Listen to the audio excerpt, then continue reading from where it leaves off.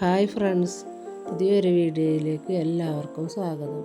ഇന്ന് ഞാൻ വന്നിട്ടുള്ളത് വെണ്ടക്ക വെച്ചിട്ടൊരു വെറൈറ്റി സ്നാക്സുമായിട്ടാണ്. വെണ്ടക്ക ബജിയാണ് ഞാനിവിടെ ഉണ്ടാക്കുന്നത്. നല്ല ടേസ്റ്റാണ് ഇത് കഴിക്കാൻ.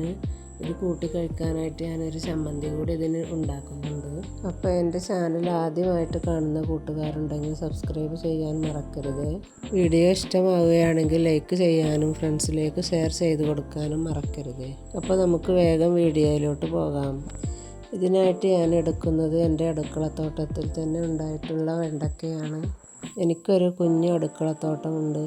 അതിൽ ഞാൻ കുറച്ച് പച്ചക്കറികളൊക്കെ നട്ടു വളർത്തിയിട്ടുണ്ട്. വെണ്ടയ്ക്ക, പച്ചമുളക്, 2 തരം കാന്താരി മുളക്, അതേപോലെ കോവലുണ്ട്, പടവലുണ്ട്, പിന്നെ 4 തരത്തിലുള്ള വഴുതനയുണ്ട്, അതേപോലെ ചേമ്പ്, ചേന, മഞ്ഞൾ, കൂവ, ഇഞ്ചി, പിന്നെ ഇലക്കറികൾക്ക് ആവശ്യമായിട്ടുള്ള മുരിങ്ങയില ഉണ്ട്, 3 തരത്തിലുള്ള ചീരയുണ്ട്, കുറച്ച് വാഴത്തൈകളും നട്ടുപിടിപ്പിച്ചിട്ടുണ്ട്. ഇതെല്ലാം ഞാൻ നിലത്തും ഗ്രോ ബാഗിലുമായിട്ടാണ് നട്ടിട്ടുള്ളത്. കിഴങ്ങും ഉള്ളിയും മാത്രമാണ് ഞാൻ പച്ചക്കറി കടയിൽ നിന്ന് വാങ്ങാറ്.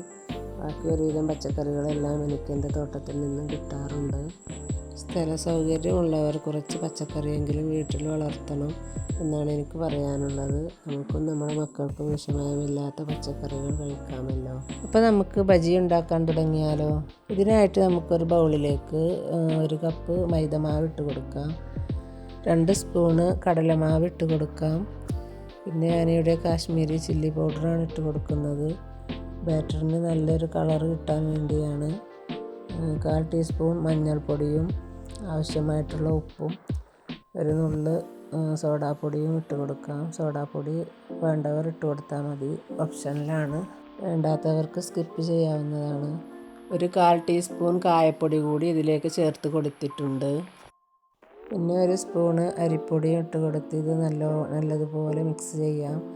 കുറേശ്ശെ വെള്ളമൊഴിച്ച് മിക്സ് ചെയ്യണം. ഒരുപാട് ലൂസാവാനും പാടില്ല, നല്ലോണം തിക്കാവാനും പാടില്ല. കുറേശ്ശെ വെള്ളമൊഴിച്ച് നല്ലതുപോലെ കട്ടയെല്ലാം ഉടച്ച് മിക്സ് ചെയ്തെടുക്കാം. ഇതുപോലെയുള്ള ബാറ്ററാണ് നമുക്ക് വേണ്ടത്. ഇനി ഇത് നമുക്ക് മാറ്റി വെക്കാം. ഇനി നമുക്ക് ബജി ഉണ്ടാക്കാൻ ഫില്ലിങ്ങിനായിട്ടുള്ളൊരു ചമ്മന്തി തയ്യാറാക്കാനുണ്ട്. ഇതിനായിട്ട് ഞാനിവിടെ 1 കപ്പ് തേങ്ങ ചിരവിയത് എടുത്തിട്ടുണ്ട്. എരിവിനാവശ്യമായിട്ടുള്ള കാന്താരി മുളക്, 3 കുഞ്ഞുള്ളി, കുറച്ച് പുളിയും എടുത്തിട്ടുണ്ട്. ഇനി ഇതെല്ലാം കൂടി മിക്സിയുടെ ജാറിലിട്ട് നമുക്കൊന്ന് അരച്ചെടുത്തിട്ട് വരാം. ഫില്ലിങ്ങിനായിട്ടുള്ള ചമ്മന്തി ഇവിടെ റെഡി ആയിട്ടുണ്ട്. ഇത് നമുക്ക് മാറ്റി വെക്കാം. ഇനി നമുക്ക് വെണ്ടക്ക എടുക്കാം. വെണ്ടക്ക കഴുകി അതിലെ വെള്ളമൊക്കെ നമുക്ക് നല്ലവണ്ണം തുടച്ച് മാറ്റണം. അല്ലാന്നുണ്ടെങ്കിൽ എണ്ണയിലിട്ട് ഇടുമ്പോൾ പൊട്ടിത്തെറിക്കാൻ ചാൻസ് ഉണ്ട്. ഇനി ഇതിലെ വെണ്ടക്കൾ നല്ല നീളമുള്ളതും ഷേപ്പില്ലാത്തതുമായ വെണ്ടക്ക ഞാൻ മാറ്റി വെച്ചിട്ടുണ്ട്.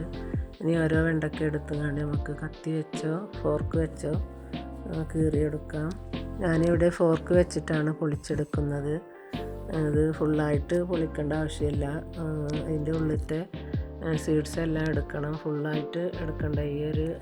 ഇത്ര മാത്രമാണ് ഞാൻ എടുത്ത് മാറ്റിയിട്ടുള്ളത്. ഇനി ഇതിലേക്ക് നമുക്ക് ഉണ്ടാക്കി വെച്ച ചമ്മന്തി ഇട്ട് കൊടുക്കാം. നല്ല എരിവുള്ള ചമ്മന്തി ആയതുകൊണ്ട് നല്ല ടേസ്റ്റാണിത് കഴിക്കാൻ. അങ്ങനെയല്ലാതെ ഞാൻ ഫില്ലിങ് നിറച്ച് വെച്ചിട്ടുണ്ട്. ഇനി അടുത്തത് നമുക്ക് ഇതുകൊണ്ട് തന്നെ വേറെ 2 കഷ്ണമാക്കി അതിൻ്റെ ഉള്ളിലുള്ള സീഡ്സ് എല്ലാം മാറ്റി ഇത് അങ്ങനെ ബാറ്ററിലിട്ടുകൊണ്ട് മുക്കിയെടുത്ത് പൊരിക്കാം.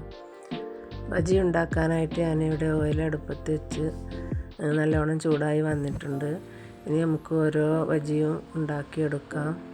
മാവിൽ നല്ലതുപോലെ മുക്കിയെടുത്ത് എണ്ണയിലിട്ട് പൊരിച്ചെടുക്കാം.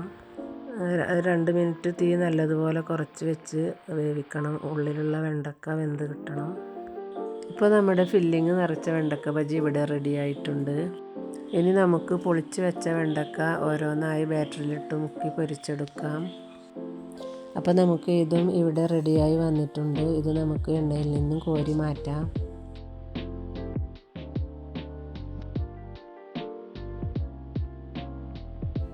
ഇനി നമുക്ക് ഇതിന് കൂട്ടിക്കഴിക്കാനായിട്ടൊരു ചമ്മന്തി തയ്യാറാക്കാം.